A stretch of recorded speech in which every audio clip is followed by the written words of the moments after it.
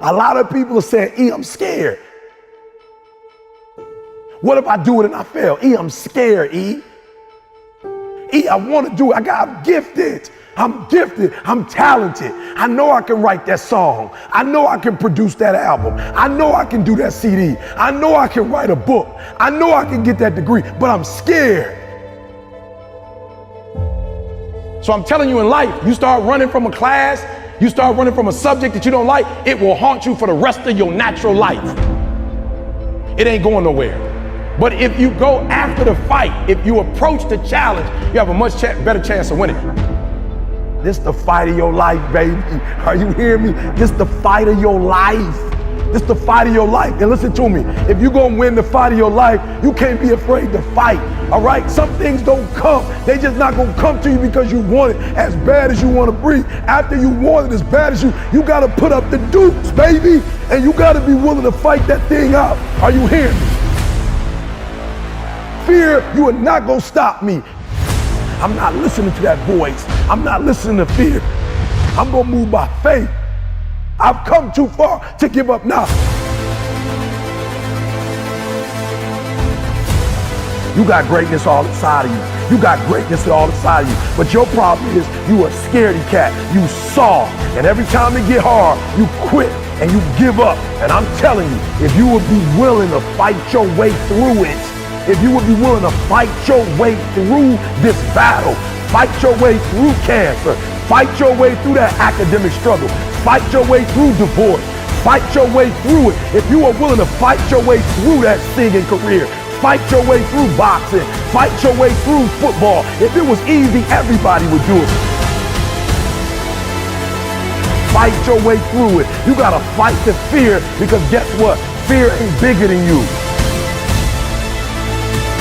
There's greatness in you.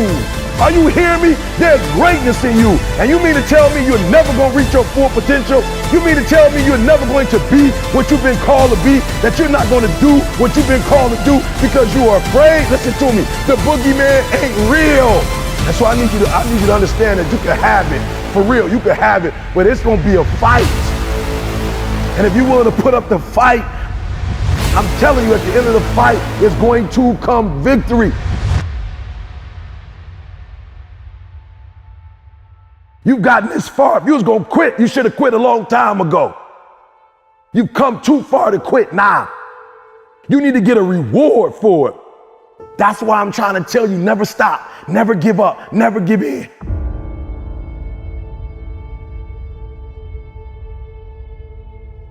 Your boy was a high school dropout. Your boy was homeless. Are you hearing what I'm saying? I slept in abandoned buildings, baby. You say, how did you get here, E? Because one day I got up and stopped being a victim, and I was a victor. Are you hearing me? And I took that one class, and that one class turned into 2 classes, and I got my GED. And then I went to college, and yep, I told you it took 12 years, but what did I do? I never stopped fighting. It got harder, and it got harder, and it seemed the further I climbed, the harder it got. But I didn't stop. I didn't quit. I just kept fighting and fighting, and then I got to the master's, and it was harder than the 4-year, and it was harder than the GED. But what did I do? I got here not because I'm the strongest, not because I'm the fastest, not because I'm the best, but I kept fighting and fighting and fighting, and your boy got through the master's. Now we at the end of the PhD, baby. Oh, you not hearing what I'm saying? Now we got the dissertation, and I ain't no writer, and I ain't no intelligent dude, and I ain't no scholar. Then you say, how you gonna get the PhD? Because I keep fighting and fighting and fighting and fighting and fighting and fighting. And what I will not do is I will not quit. And when that thing tells you to quit, you look at it in his eye and say, I ain't going nowhere. I will break you before you break me. You will not defeat me. You will not destroy me. Lay hold of it. Some of you are so ignorant. You've been through so much hell. You gonna quit now? You should have quit 10 years ago when you got raped. You should have quit 10 years ago when he walked out on you. You should have been quit. You don't quit now. It's the 10th round. You got 2 more to go. And when you get to success, it's not about skill. When you get to a certain level of success, it's about stamina. It's about stamina. It's about you won't break me. You can't take me. I fought too long. I fought too hard. If I was going to quit Satan, you should have got me a 17 on. You should have broke me when I was eating out of trash can. It's too late now. I'm in the Ritz-Carlton. It's too late now.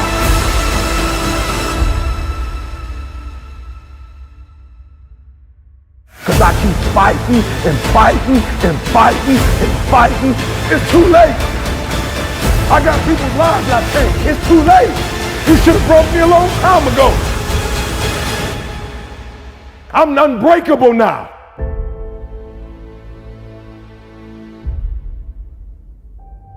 If you could take this one principle that HW gave me, it revolutionized my life. It's about to revolutionize your life if you would just embrace it. Michael Jordan his career started by somebody telling him no, that there's no way, you're not good enough to play basketball. You hear me? In high school, he was told, you can't play on this team. You're not good enough. Guess what he did? He kept fighting and fighting and fighting and fighting. And even when he wasn't on the team, he was still fighting and fighting. And when he got cut, he never stopped fighting and fighting. And he came back the next year, made it on varsity, went to North Carolina.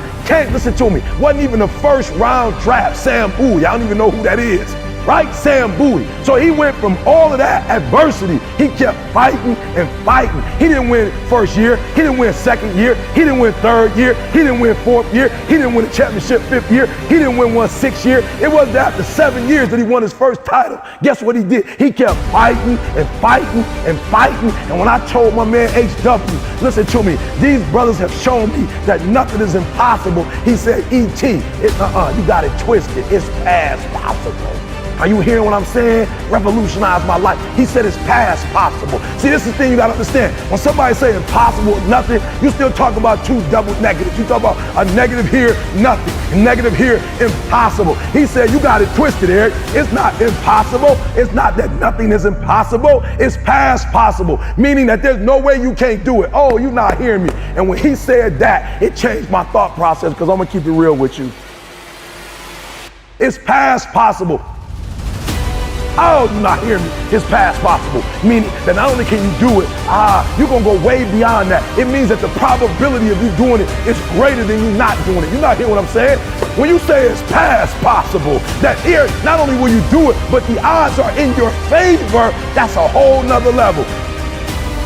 It's past possible, meaning that there's nothing you can't do.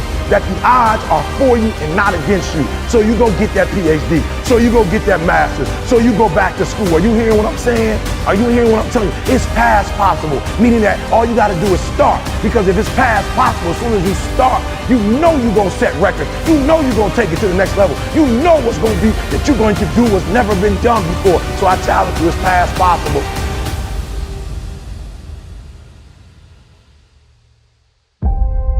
If you're going to win the fight of your life, you can't be afraid to fight.